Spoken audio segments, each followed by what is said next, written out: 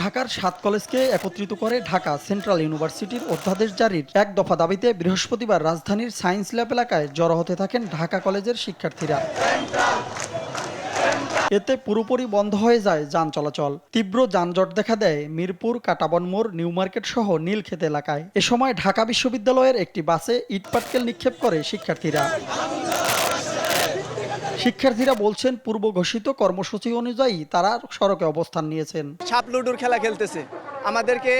আমরা যাই আন্দোলন করি, আমাদেরকে একটা আলু বুঝ দিয়ে দেয়, যেটাকে বলে মোলা ঝুলাই দিয়ে দেয়, অমুক তারিখের মধ্যে আপনাদেরকে এটা দেওয়া হবে। কিন্তু তারপরে আলটিমেটলি আমরা আসি, সান্ত্বনা নিয়ে আসি, আইসা দেখি যে ওই তারিখের মধ্যে আমাদেরকে কোনো ওইরকম ফলাফল দেওয়া হয় না। আমরা আর আশ্বাস পেতে চাচ্ছি না, আমরা এখন ফাইনালি আজকে কালকের মধ্যে অধ্যাদেশ চাচ্ছি।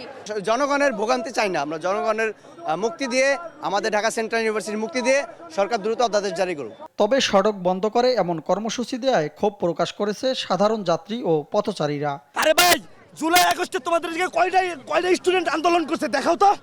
হ্যাঁ, তোমরা আজকে অধিকারের জন্য করছো, তার মানুষকে হয়রানি করতেছো।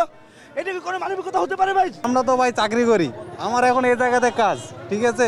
আমি এখন কোন দিকে যাবো বলেন? কালকে এই জায়গাতে আমি আছি পাবলিকেশনে, আমি কলেজ ভিজিট করছি, আমার 2টার পরে কলেজ বন্ধ হয়ে যাবে, ঠিক আছে। এখন ভাই এই যে রাস্তা, আমি কলেজে যাবো কেমনে বলেন? দীর্ঘ 5 ঘন্টা অবরোধ কর্মসূচি পালন করে শিক্ষার্থীরা। পরে আগামী সোমবার সায়েন্স ল্যাব মোড় ব্লকেট করে গণজামায়াত মঞ্চ তৈরির ঘোষণা দিয়ে কর্মসূচি শেষ করা হয়। সোমবার সায়েন্স ল্যাবের এই ভূমিতে বিরাট গণজামায়াতের আয়োজন করা হবে।